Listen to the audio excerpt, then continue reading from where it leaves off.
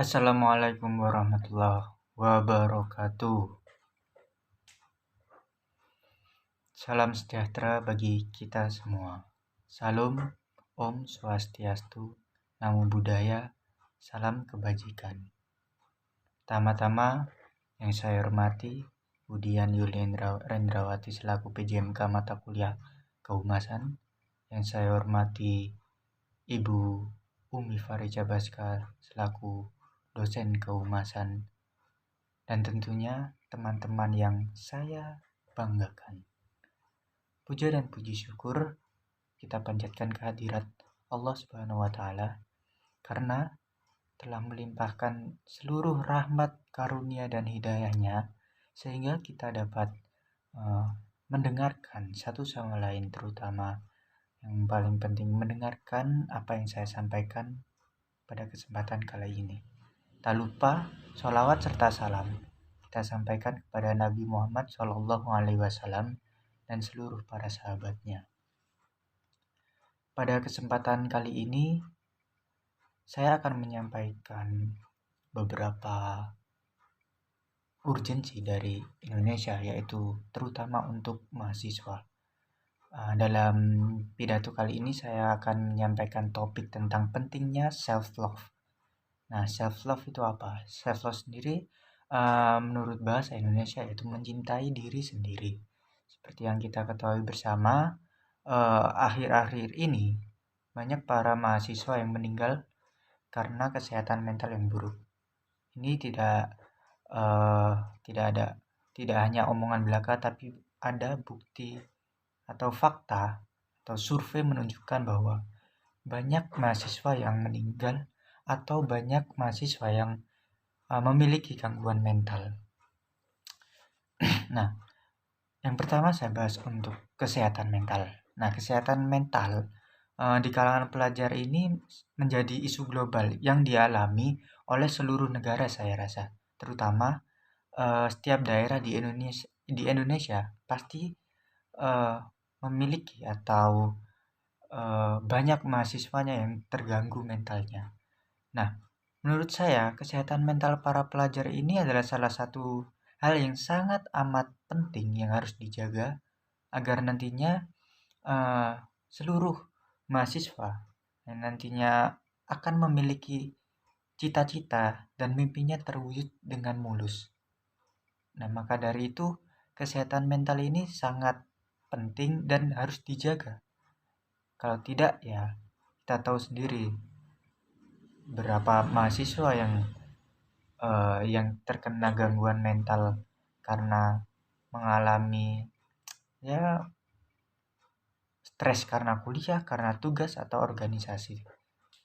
Menurut hasil survei Indonesia National Adolescent Mental Health Survey, 1 dari 3 remaja di Indonesia memiliki kesehatan mental. Nah, 1 dan 3 orang, satunya itu memiliki kesehatan mental yang bagus, yang artinya 2 orang ini memiliki gangguan mental.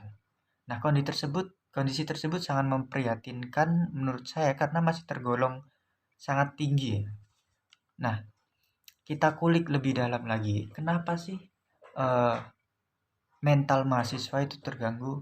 Nah, menurut saya ada beberapa faktor yang mempengaruhi kesehatan mental mahasiswa, seperti saya menggolongkan kepada 2 faktor, yaitu faktor biologis sama faktor psikologis.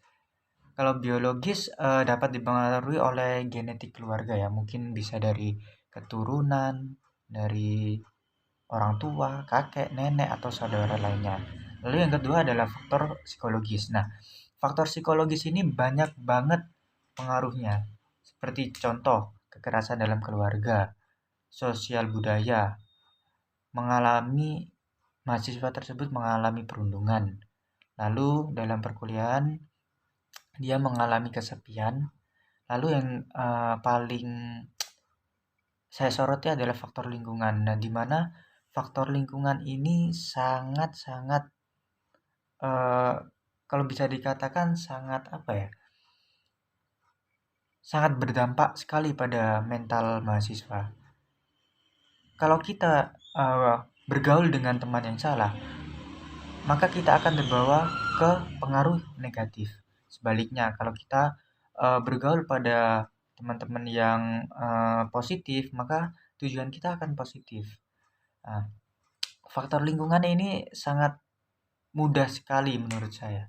Selain dari faktor lingkungan, mungkin bisa jadi dari faktor eh, sosial ya, karena dalam tidak terlepas dari lingkungan, faktor sosial terutama dalam memilih-memilih teman tersebut, terus bagaimana kita menempatkan diri dalam eh, lingkungan di sekitar. Nah, itu sangat eh, penting sekali digarisbawahi oleh para mahasiswa.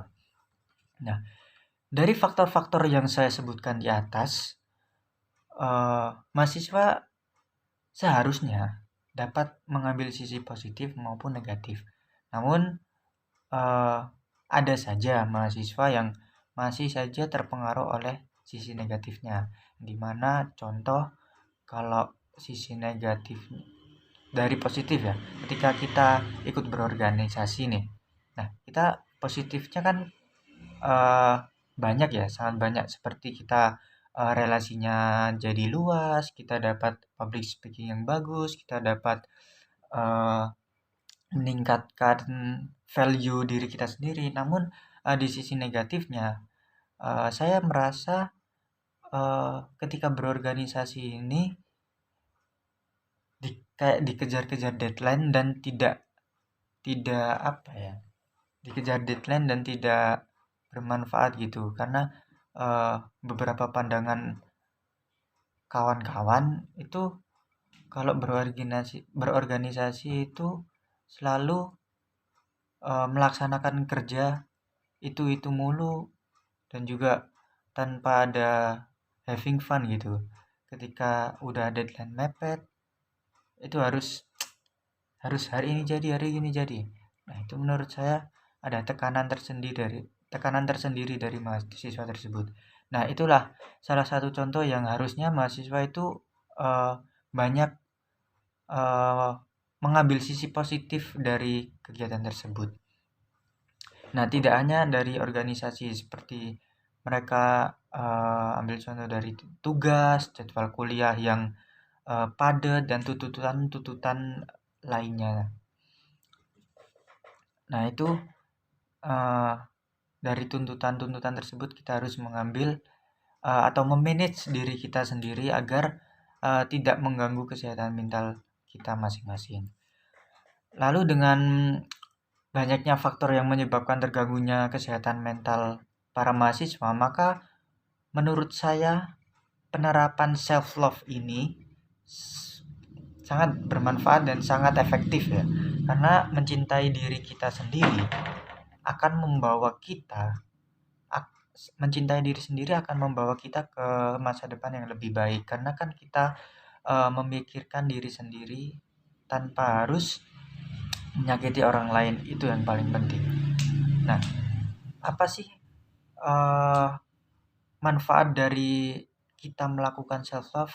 Nah, beberapa yang bisa saya ambil dari beberapa website itu, ketika kita menerapkan self love atau mencintai diri kita sendiri, itu kita dapat belajar mencintai diri sendiri, dapat menurunkan resiko penyakit. Nah, kenapa hubungannya dengan penyakit? Karena kalau kita mencintai diri sendiri, kan kita memikirkan tuh, eh, oh, badan aku badan aku ini enggak ya, badan aku bisa tahan untuk melakukan semua kegiatan enggak ya. Nah, itu kita harus memanage diri kita sendiri agar tidak semua kegiatan kita ikuti, khususnya untuk mahasiswa ya, karena kan eh, kegiatan sangat banyak sekali untuk mahasiswa. Nah, kita harus memanage diri sendiri. Lalu self love dapat dilakukan dengan me time. Nah, me time ini dengan tujuan ketika memiliki waktu sendiri dapat membuat pikiran menjadi lebih jernih dan meningkatkan kreativitas. Nah, dengan me time ini kita harus membahagiakan diri sendiri. Kita kan lagi sendiri nih. Kita bisa karaokean sendiri, kita dapat healing, kita dapat intinya menyenangkan diri sendiri dari kerumunan atau keributan dunia ini yang menjadikan kita mental health kita terganggu. Nah, lalu memilih lingkungan yang baik. Nah, seperti yang saya sampaikan tadi, memilih lingkungan yang baik atau pertemanan yang baik itu juga merupakan salah satu bentuk self love, dikarenakan memiliki lingkungan yang suportif itu akan membuat kita lebih dihargai. Nah, ketika kita lebih dihargai kan jiwa raga kita, hati kita kan sangat senang. Nah, itu merupakan salah satu kesehatan mental kita akan selalu terjaga. Dari cara-cara tersebut atau manfaat dari self love tersebut, maka akan mendapatkan kepuasan hidup di diri kita sendiri. Nah, bagaimana sih penerapan self love atau cara dari menerapkan self love pada kehidupan kita? Nah, ada beberapa tips dari saya pribadi, yaitu yang pertama, kalian harus kenali diri kalian masing-masing. Bagaimana diri kalian, sifat kalian, hobi kalian, passion kalian, itu kenali diri kalian masing-masing dan tempatkan pada tempat yang tepat tentunya. Lalu yang kedua, ketahui apa yang kalian inginkan dan kalian butuhkan. Nah, ketika kalian ingin berteman dengan si A, tapi kalian menurut kamu si A itu kurang enak di hati kalian, itu tinggalkan saja nggak apa-apa. Dan kalau menurut saya pribadi sebagai mahasiswa, bilang tidak itu nggak apa-apa. Silakan bilang tidak. Jangan pernah sungkan untuk bilang tidak. Jangan selalu menerima apapun yang disuruh oleh orang lain. Nah, pedulilah terhadap diri sendiri. Nah, ini yang terpenting dalam self love. Kalian harus memedulikan diri sendiri. Intinya, pertama kalian harus peduli terhadap diri sendiri, baru peduli kepada orang lain. Selain peduli terhadap diri sendiri, kalian harus cintai diri sendiri demi kesehatan mental yang baik. Nah, seperti yang saya sampaikan tadi, bilang tidak itu nggak apa-apa. Nah, kalian jangan khawatir tentang pendapat orang lain ketika kalian menolak ajakan atau suruhan tersebut. Ada kalanya kalian masa bodohlah dengan omongan mereka. Itu sih beberapa cara dari menerapkan self love ke kehidupan kita. Intinya, mengelola self love dengan baik tentunya penting sekali diterapkan ya, karena tidak menutup kemungkinan kalian bisa melakukan apapun tanpa memedulikan lingkungan sekitar. Tetaplah berbuat baik kepada orang lain, tapi tidak menghilangkan peduli terhadap diri sendiri. Tetap berempati kepada orang lain dan mungkin tetap meraih masa depan yang cerah dan bikin bangga kedua orang tua. Terima kasih, itu saja yang ingin saya sampaikan. Yang pasti jaga kesehatan mental kita semua, karena hidup itu berat dan saya yakin kalian semua bakal bisa menjalani itu semua. Terima kasih atas perhatiannya. Saya ucapkan minta maaf jika ada salah kata. Wassalamualaikum warahmatullahi wabarakatuh.